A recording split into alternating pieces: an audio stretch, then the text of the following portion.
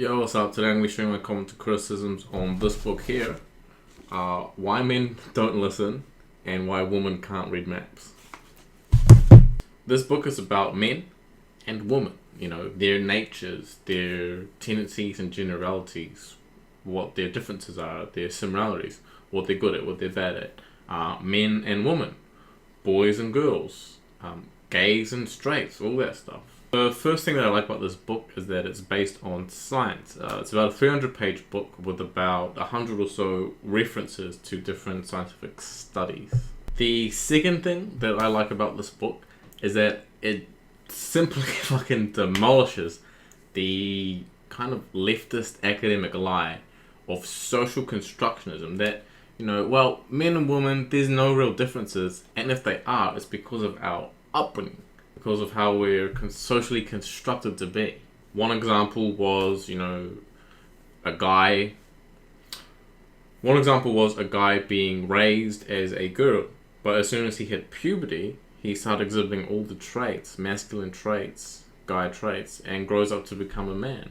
Also, when you take babies which are very young before they have the opportunity to be influenced by our culture, to be socially constructed, the male babies tended to prefer the male masculine toys, and similarly, or conversely, with the female babies, they tend to prefer the female or feminine toys. Another aspect which was covered really well is neuroscience, brain chemistry, how men and women, they really have different brains where things are activated in different areas. For example, when a man tackles a mathematical problem, he uses a specific part of his brain, whereas a woman doesn't have a specific part of the brain.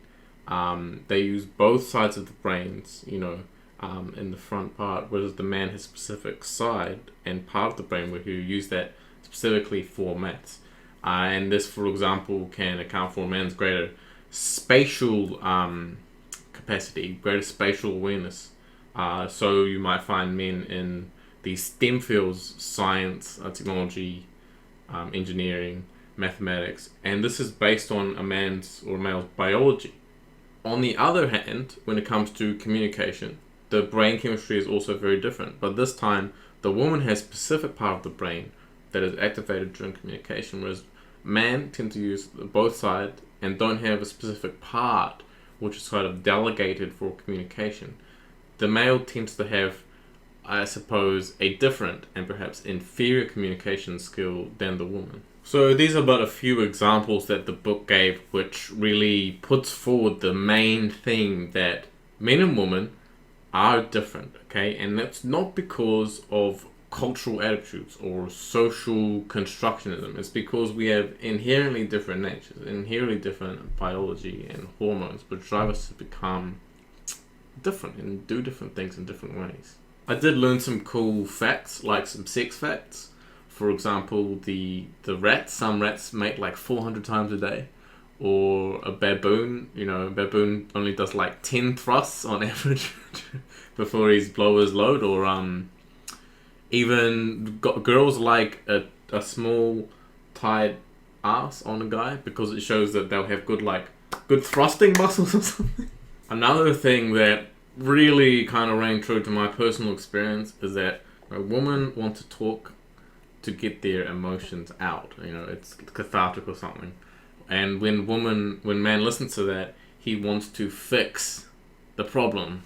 So I can remember with my ex-girlfriend, she'd often be like, I just feel like sad and stuff.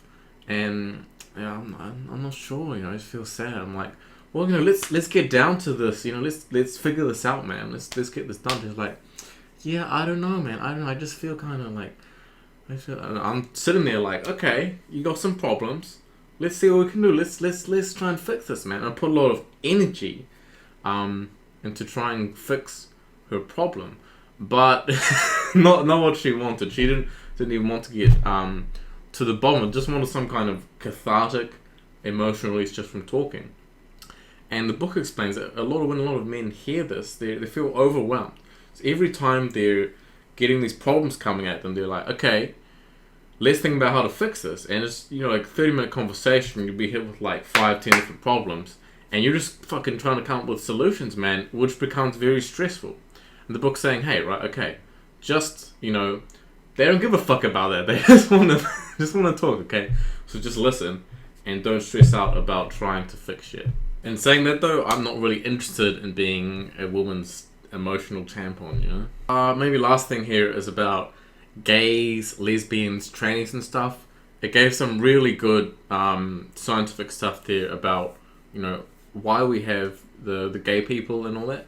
Because it's through the hormone levels during gestation, during pregnancy.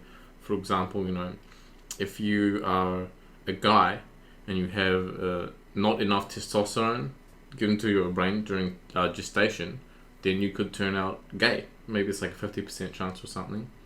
And if you're like a girl and then you're flooded with the testosterone, you get a lot of that, you could be a lesbian. And they also gave some animal studies with rats where they were able to turn on or off the sexual orientation of the rat. You know, make it gay, make it a lesbian, make it heterosexual, depending on what levels of hormone they gave or reduced. You know, this makes sense to me. I mean, I'm not saying there's no one out there that's choosing to be gay, but I am saying that there's heaps of people out there that aren't choosing to be gay. It's biologically determined. It's like, you know, why do I like girls? Why am I attracted to them? Because I just am. I am, you know. I mean, a lot of times I've said to myself, oh, I'd rather not, because it seems to cause a lot of problems. But that's the hand of big doubt, you know. So, and you know, think about it, gays, who would choose to be gay? I mean, now maybe it's kind of more socially acceptable, but you think about it, most of history, who would fucking choose to do that? All the negative cultural things, who would choose that? It seems to be heavily biologically influenced. There's a few comments. If I had any criticisms of the book, it would be that a lot of things when I read it, I was saying that's not quite the complete picture because they're missing out a lot of political information. But the book is, you know, non-political on purpose. There's nothing about the feminism or, you know, stuff like that. Other than that, really good book, man. Really good book. Solid foundational stuff. Like a wide variety of topics there. Scientifically based.